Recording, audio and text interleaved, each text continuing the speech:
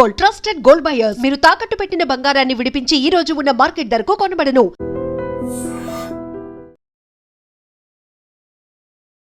నమస్తే, నేను Kavitha. Welcome to I dream news and నిజాలు. ఇరాన్ మీద అమెరికా ఒకవైపు దాడుల్ని చేస్తూనే మరోవైపు ప్రపంచ దేశాలను భయపెడుతోంది. అది టారిఫ్ల రూపంలో.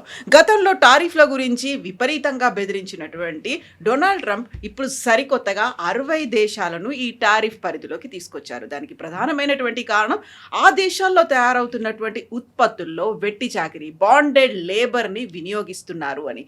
అయితే భారతదేశానికి ఇందులో ఈ 60 దేశాల జాబితాలో చోటు ఉన్నప్పటికీ కూడా కాస్త ఊరట లభించింది. కేవలం 10% మాత్రమే టారిఫ్ విధిస్తున్నట్టుగా ట్రంప్ అనౌన్స్ చేశారు. యాక్చువల్గా బాండెడ్ లేబర్ ఉందా లేదా అనేది ఎలా చూస్తారు, ట్రంప్కు ఎలా తెలుస్తుంది? మనతో పాటుగా ఉన్నారు సీనియర్ జర్నలిస్ట్ సురేష్ కోచర్లి గారు. సార్ నమస్తే.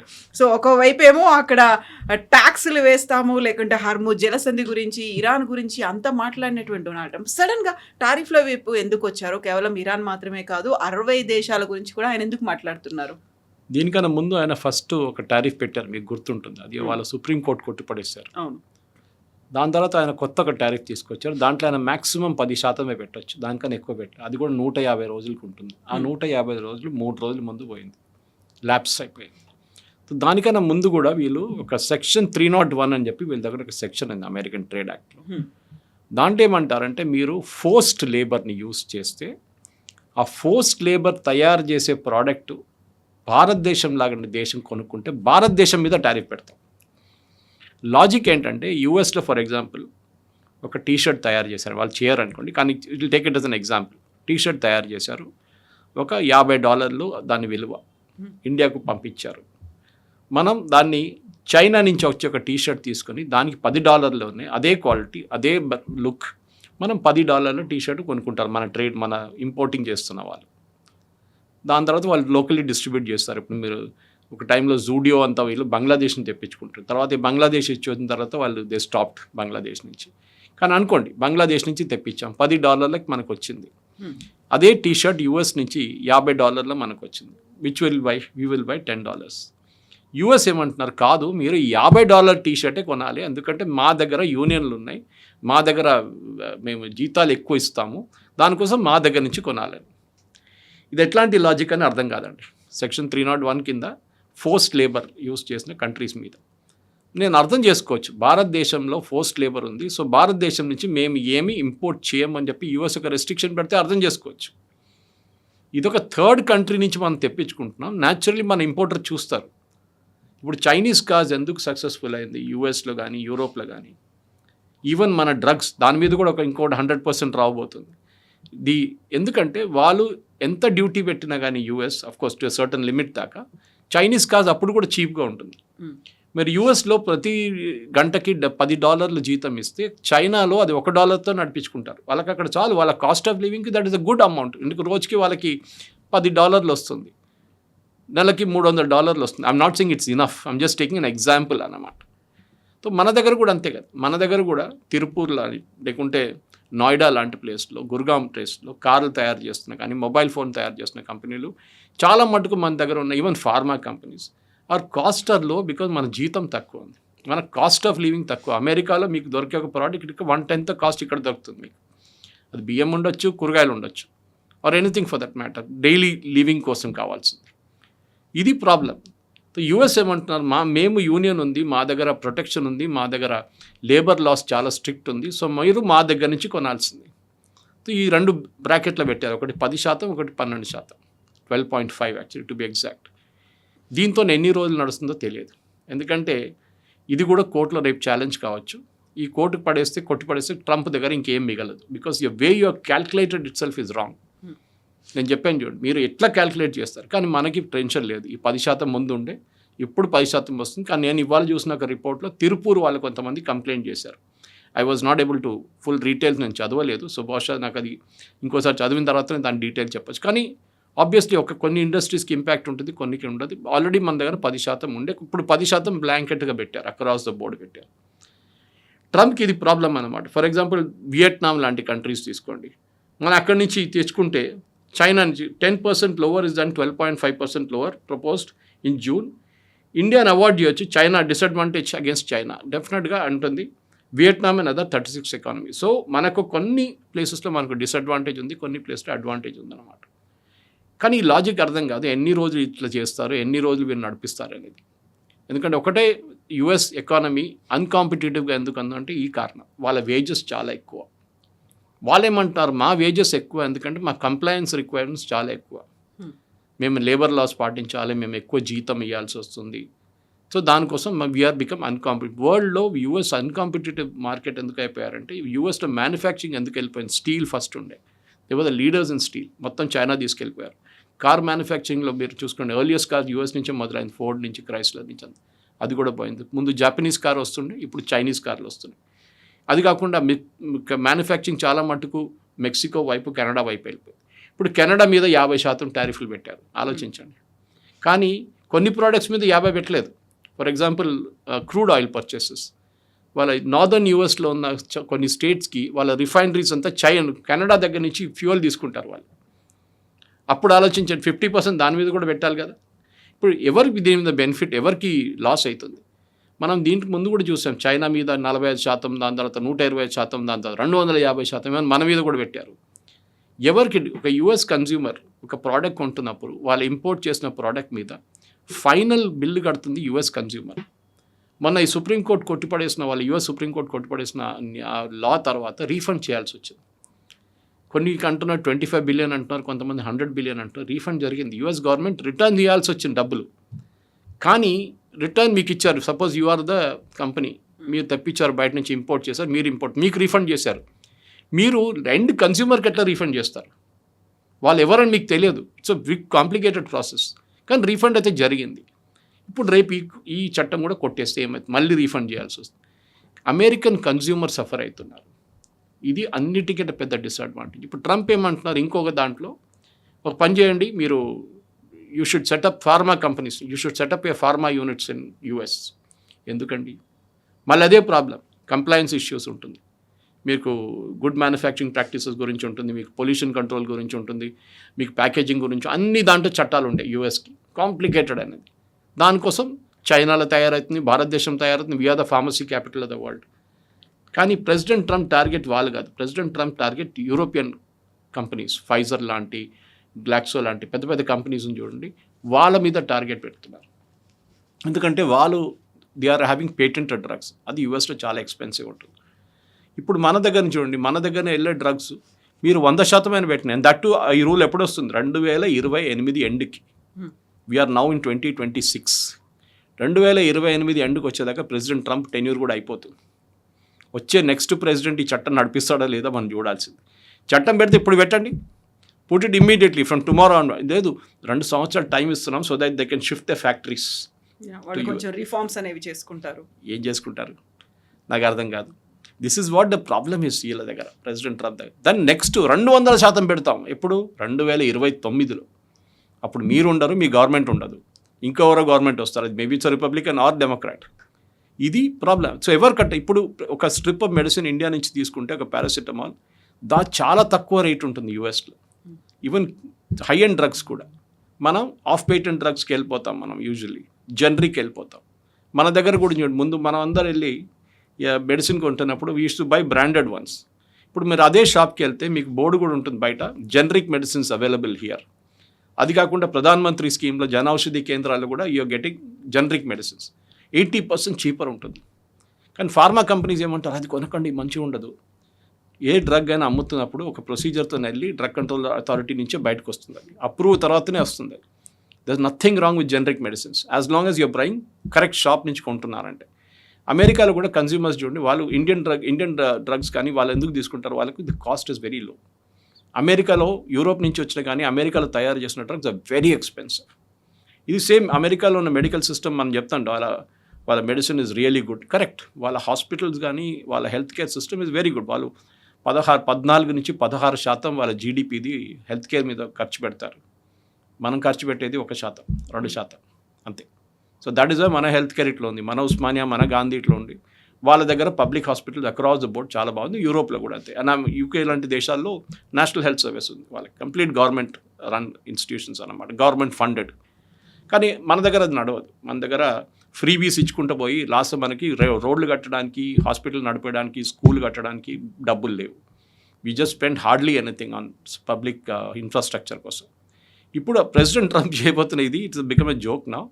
ఎందుకంటే డ్రగ్స్ గురించి అసలు ఇండియన్ కంపెనీస్ వరి కాకర్లేదు. ఈవెన్ 100% పెడితే కూడా we'll still be competitive.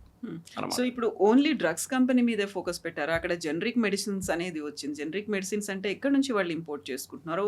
Exports మీద కూడా ఎఫెక్ట్ ఉంటుందా? ఇది అమెరికా డిపెండెన్స్ వాళ్ళ వైపు నుంచి చాలా మటుకు చాలా ఖర్చులు వాళ్ళు యూరోప్ వైపు నుంచి వాళ్ళకి వస్తుంది. ఓకే, పేటెంట్ డ్రగ్స్ అనమాట, మన ఆఫ్ పేటెంట్కి వెళ్ళిపోతుంది. దీనికన్నా కూడా ఎక్స్ప్లెయిన్ చేశాము. So it is not practical to move operations to US. ఖర్చులు చాలా ఎక్కువ ఉంటుంది, మ్యానుఫ్యాక్చరింగ్ కాస్ట్ ఉంటుంది, అది కాకుండా ఫస్ట్ సెటప్ కాస్ట్ ఉంటుంది. వీళ్ళ కంపెనీలు ఎవరు వెళ్ళరు.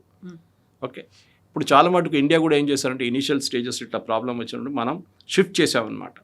టారిఫ్ పెట్టినా కానీ ఇప్పుడు డాక్టర్ రెడ్డీస్ వాళ్ళు కూడా అంటున్నారన్నమాట, చీఫ్ ఎగ్జిక్యూటివ్ ఆఫ్ యూఎస్లో ఉన్న డాక్టర్ రెడ్డీస్ వాళ్ళు అంటున్నారు, obviously tariffs are imposed, we will have to raise the prices in US. అంతే, కన్జ్యూమర్ కడతారు ఎండ్ ఆఫ్ ద డే, మాకేం నష్టం లేదు. ఇది కూడా జరిగింది. దీనికన్నా ముందు టారిఫ్ పెట్టినప్పుడు ప్రతి ప్రోడక్ట్ ప్రైస్ పెరిగింది. ఇప్పుడు గ్యాసోలిన్ ప్రైసెస్ పెరిగింది, $4 వెళ్ళిపోతుంది ఈ యుద్ధంతో. దీంతోపాటు అమెరికాలో ఇన్ఫ్లేషన్ పెరిగింది. You is paying end of it. Tariff కడుతుంది మనం కాదు, ఇండియన్ కంపెనీస్ టారిఫ్ కట్టట్లేదు. The importer is paying the tariff. Importer రీటైలర్కి ఇస్తున్నారు, రీటైల్ కన్జ్యూమర్ దగ్గర తీసుకుంటారు. Finally consumer is paying, US consumer.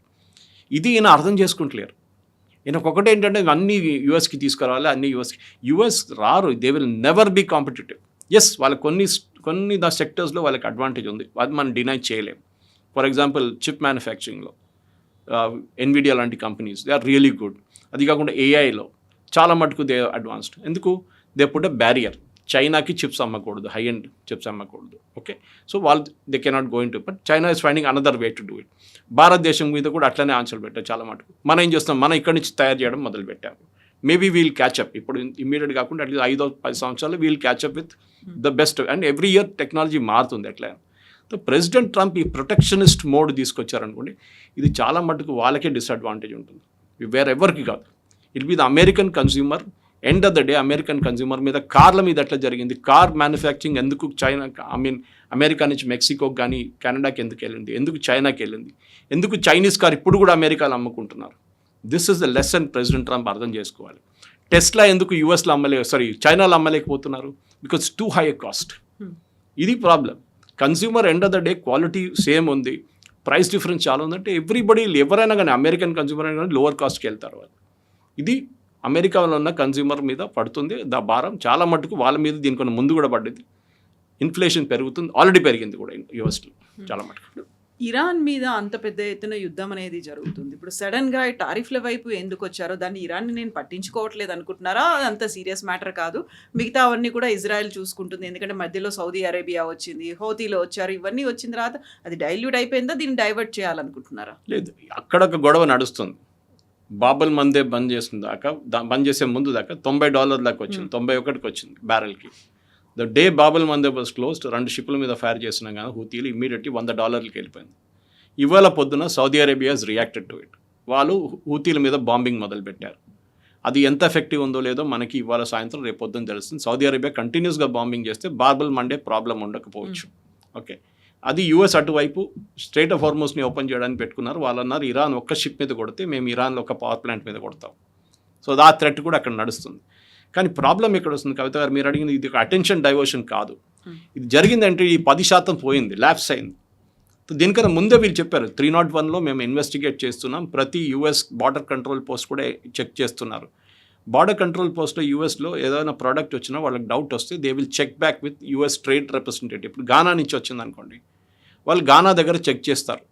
మొన్న మయన్మార్ గురించి మాట్లాడారు, మయన్మార్ నుంచి ఏదో వచ్చింది. మలేషియా నుంచి వచ్చిన ఒక ప్రోడక్ట్ గురించి చెప్పారు. మలేషియా నుంచి వచ్చింది, వీళ్ళకి డౌట్ వచ్చిందంట ఇదేంటి ఇంత తక్కువ రేట్ ఉందని. ఇమీడియట్లీ యూఎస్ కాన్సులర్ చెక్ చేశారు, వాళ్ళు వెళ్ళి అక్కడ చెక్ చేశారు. అక్కడ జీతం చాలా తక్కువ ఇస్తున్నారు, వాళ్ళని 12 గంటల పని చేపిస్తున్నారు వాళ్ళతోని. సో ఇమీడియట్లీ వాళ్ళ మీద సెక్షన్ 301 మలేషియా మీద వేసేశారు 12%. సో ఈ ప్రెసిడెంట్ ట్రంప్ ఎందుకు చేస్తున్నారంటే ఈ ఉన్న చట్టం పోయింది, కొత్త చట్టం లేకుండా మళ్ళీ 0కి వెళ్ళిపోతుంది. జీరోకి వెళ్ళకూడదు, 10% మినిమం ఉండాలి. ఆయన మ్యాక్సిమం 10 పెట్టచ్చు, 12.5 పెట్టచ్చు అండ్ 301 ఆల్సో. సో సెక్షన్ 301 కింద ఆయన ఇప్పుడు పెట్టింది 12%, 12.5 లేకుంటే 10. మనం 10లో ఉన్నాం, 10 బ్రాకెట్లో ఉన్నాం, 10% బ్రాకెట్లో ఉన్నాం. సో ఇది అటెన్షన్ డైవర్షన్ కాదు, ఇట్ ఇస్ ప్యూర్లీ ఒక చట్టం ల్యాప్స్ అయిపోయింది, ఇంకో చట్టం తీసుకొచ్చారు. రేపు ఇది కూడా సుప్రీంకోర్టు కొట్టిపడేస్తే యూఎస్ సుప్రీంకోర్టు ఏం చేస్తారు ప్రెసిడెంట్? ఆయనకి ఇంకా ఆప్షన్స్ లేవు, ఇక మళ్ళీ ఇంకా కొత్త టారిఫ్లు ఎక్కడి నుంచి తీసుకొస్తారు? So once and for all US అర్థం చేసుకోవాల్సింది ఏంటంటే దే ఆర్ అన్కాంపిటేటివ్. మన హైదరాబాద్లో ఇంతమంది జీసీసీ 422 జీసీసీ ఉన్నాయి మన దగ్గర. ఎందుకు? దీంట్లో మెజారిటీ యూఎస్ కంపెనీస్ ఉన్నారు. వెల్స్ ఫార్గో కానీ మిగతా కంపెనీస్ కానీ హైదరాబాద్లో మైక్రోసాఫ్ట్ లాంటి కంపెనీస్, ఒరాకిల్ లాంటి కంపెనీస్ ఎందుకు వాళ్ళ జీసీసీస్ హైదరాబాద్లో పెట్టుకున్నారు? Global capability centres. వాళ్ళు యూఎస్లో చేయగలిగిన పని వాళ్ళు ఇండియాలో చేస్తున్నారు. Now there are no border. Especially covid అయిన తర్వాత మనం ఒక లెసన్ నేర్చుకున్నాం, నథింగ్ కాల్ ఒక ఫిజికల్ బార్డర్. నౌ మీరు ఎక్కడ కూర్చొనైనా పని చేసుకోవచ్చు. మీరు ఆఫీస్కి వెళ్ళక్కర్లేదు, వర్క్ ఫ్రమ్ హోమ్ చేయొచ్చు. మీరు యూఎస్కి వెళ్ళక్కర్లేదు, you can do from home. దీనికన్నా ముందు మీకు గుర్తుంటుంది Y2K బూమ్ వచ్చినప్పుడు చాలామంది యూఎస్కి ఫిజికలీ వెళ్ళాల్సి వస్తుంది నియర్ సెంటర్స్కి. ఇప్పుడు అది అక్కర్లేదు, మీరు ఎక్కడైనా కూర్చొని పని చేసుకోవచ్చు. Clients are not insisting also మీరు అక్కడ ఉండాలి, మాతో పని చేయాలని. They are saying wherever it is. At the maximum మీరు మెక్సికోలో కూర్చోండి, పక్కనే ఉంది కదా, అక్కడి నుంచి మీరు ఎప్పుడైనా వెళ్ళి రావచ్చు అక్కడ. సో H1B కానీ మిగతా ఇష్యూస్ వచ్చిన తర్వాత చాలా మటుకు గ్లోబల్ కేపబిలిటీ సెంటర్స్ ఇండియాకి వచ్చేసారు. America is not competitive. అక్కడ మీరు సేమ్ ఎగ్జాంపుల్ లాగా అక్కడ మీరు $10 గంటకి ఇస్తే ఇక్కడ మీరు $1 పని చేయించుకోవచ్చు. అక్కడ మీరు $100 ఇస్తే ఇక్కడ $30 పని చేయించుకోవచ్చు. హై అండ్ వర్క్ అది కూడా. సో అమెరికా కాంపిటేటివ్ ఎడ్జ్ పోయింది. America has to bring down cost, కానీ చేయలేరు. బికాజ్ వాళ్ళ కాస్ట్ ఆఫ్ లివింగ్ ఇక్కడ ఉంది and you can't pay this salary, you have to match it. అక్కడే పావర్టీ కూడా వస్తుంది అమెరికా చాలా మటుకు. Why people are losing jobs in America? ఎందుకంటే ఫస్ట్ మీరు చూస్తారు ఎవరికి ఎంత ఎక్కువ జీతం ఎవరికి ఉంది వాళ్ళని కోసేసేయండి. Versus can you get it done at a lower caste? Yes, ఇండియాలో. సో ఫార్మా కూడా అంతే అండ్ మోటార్ పార్ట్స్ కూడా అంతే. ఏదైనా కానీ మన దేశం నుంచి అంత లెదర్ ప్రోడక్ట్స్ చూడండి. ప్రెసిడెంట్ ట్రంప్ ఒకసారి చెప్పారు, మేము అండర్వేర్స్ అండ్ బనియన్స్ తయారు చేయము, మా బిజినెస్ అది కాదని. ఎందుకంటే they cannot make it, competitive కాదు. వాళ్ళు ఎలక్షన్ క్యాంపెయిన్ టైంలో చెప్పారు 2024 మేము ఇదంతా మాకు అక్కర్లేదు, మాకు హై ఎండ్ ప్రోడక్ట్స్ చాలు, చిప్ మ్యానుఫ్యాక్చరింగ్ ఇదంతా మేము చూసుకుంటాం. ఈ ఎన్విడియాకు ఉన్న అడ్వాంటేజ్, ఎన్విడియా ప్లాంట్ ఇండియాలో కూడా ఉంది కదా, ఏదో ఒక రోజు మనం కూడా ఇక్కడ తయారు చేస్తాం. We'll also we're already ahead, we're making good chips, good amount of chips. కానీ that technology still catching up ఉంది మన దగ్గర. ఇట్లాంటి aircraft for example Boeing and Airbus, ముందు బోయింగ్కే ఉండే మొత్తం, ఎయిర్బస్ క్యాచప్ చేశారు తర్వాత. Airbus is a European consortium. ఇప్పుడు మనం కావాలంటే యూఎస్కి వెళ్ళక్కర్లేదు, మన మీద టారిఫ్ మీరు పెట్టారు కదా, okay very good, we will now order from Airbus. ఇప్పుడు ఏం చేస్తారు మీరు? ఇంజిన్స్ మేము ఆర్డర్ చేస్తాం, we will order from European companies. మేము ప్రాట్ అండ్ వీటిని అక్కర్లేదు, మాకు GE అక్కర్లేదు, మేము అక్కడి నుంచి ఇంజిన్స్ ఆర్డర్ చేసుకుంటాం ఎయిర్క్రాఫ్ట్. అమెరికా దగ్గర ఇదే డిసడ్వాంటేజ్ ఉంటుంది. కానీ ఇప్పుడు ప్రెసిడెంట్ ట్రంప్ ఏం చెప్తారు, ఏమని అంటారు, ఓ Reliance is going to invest $500 million in US అంటారు. ఎక్కడ సంతకం, ఎక్కడ అగ్రిమెంట్, ఏం లేదు. మీకు గుర్తుంటుంది యుద్ధం strait of Hormuz, second war start అయినప్పుడు స్ట్రేట్ ఆఫ్ హార్మోస్లో ప్రెసిడెంట్ ట్రంప్ ఫస్ట్ నేను ప్రతి షిప్ మీద 20% టారిఫ్లు పెడతా అన్నారు. 2 రోజుల తర్వాత మార్చేసి కాదు, ఆల్ దిస్ గల్ఫ్ కంట్రీస్ అమెరికాలో వచ్చి ఎంత 2 ట్రిలియన్ 3 ట్రిలియన్ ఇన్వెస్ట్మెంట్ చేస్తా అన్నారు. ఎవరు చెప్పారు? ఎవరు అంగీకరించారు? ద గల్ఫ్ కంట్రీస్ అంటున్నారు, we never said anything like this. మేమేం చెప్పలేదు. ప్రెసిడెంట్ ట్రంప్కి ఏంటంటే అమెరికాలో మ్యానుఫ్యాక్చరింగ్ చూపించారు. దట్ అమెరికాలో కానీ లాస్ట్ 1 yearలో America has lost 1 lakh manufacturing jobs. 1 lakh manufacturing jobs. ఎందుకు? They become uncompetitive. అక్కడ car union was the most powerful union Kavitha గారు, ఇన్ స్టీల్ ఆల్సో. వాళ్ళు డిక్టేట్ చేస్తుండే ఎన్ని వర్కింగ్ అవర్స్ ఎంత ఉండాలి, జీతం ఎంత ఇవ్వాలి. ఐఎమ్ ఆల్సో సేయింగ్ కాదు, మన దగ్గర ఈ లాక్ బ్యాంగిల్స్ తయారు చేసే ఒక పెద్ద మాఫియా ఉండే మన సిటీలో, చార్మినార్ దగ్గర. చిన్నపిల్లలు తెచ్చుకొని బీహార్, యూపీ నుంచి వాళ్ళతో పని చేపిస్తుండే పొద్దున్న దాకా రాత్రి. ఆపరేషన్ ముస్కాన్ అని చెప్పి వాళ్ళందరినీ రెస్క్యూ చేసి వి డిడ్ దట్, క్లీనప్ చేసాం. సరే, చాలా ఇండస్ట్రీ, శివకాశి ఉంది, మరి ద లాడ్ ఆఫ్ అక్కడ చాలా మిస్యూస్ ఉంది. అక్కడ చైల్డ్ లేబర్ మన దగ్గర చాలా చోట్లలో ఉన్నారు. బైక్ మెకానిక్స్ దగ్గర నుంచి చాలా చోట్ల మనం ఫైల్ వాడుకుంటాం. మన బ్రిక్ క్లీన్స్లో మనం బాండెడ్ లేబర్స్ని వాడుకుంటాం. కానీ అట్లా కాదు, we're also trying to break out of it. మన దగ్గర కూడా చాలా మటుకు అవేర్నెస్ వచ్చేస్తుంది. ముందు మీరు $500 చేసి అన్స్కిల్ వర్కర్తో పని చేయించుకుంటే ఇప్పుడు మీకు $1000 కూడా దొరకట్లేదు. వాళ్ళకు కూడా ఒక నాలెడ్జ్ వచ్చేస్తుంది. తండాలు నిలబడిన వాళ్ళకు కూడా తెలుసు. వాళ్ళంటే కొంచెం యూనియన్, కమ్యూనిస్ట్ వాళ్ళ యూనియన్ అంతా ఉన్నారు వాళ్ళంటే.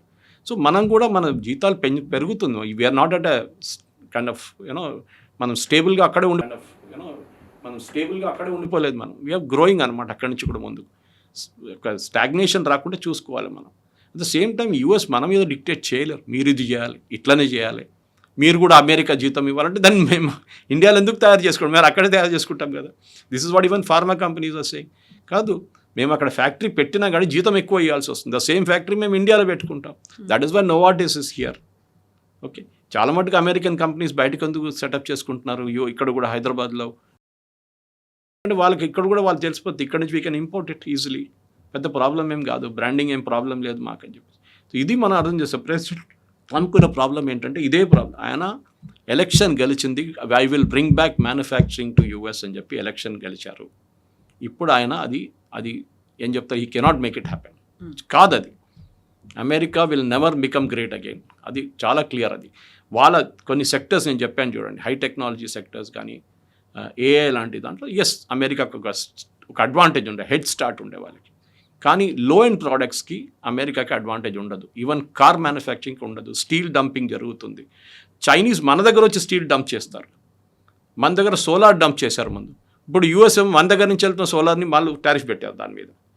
So every country will do it. Anti dumping ప్రతి దేశం చేస్తారు. కానీ మీ దగ్గర ప్రాబ్లమ్స్, ఇంటర్నల్ ప్రాబ్లమ్స్ ఉంది, అది మీరు ముందు సార్ట్అవుట్ చేసుకోండి.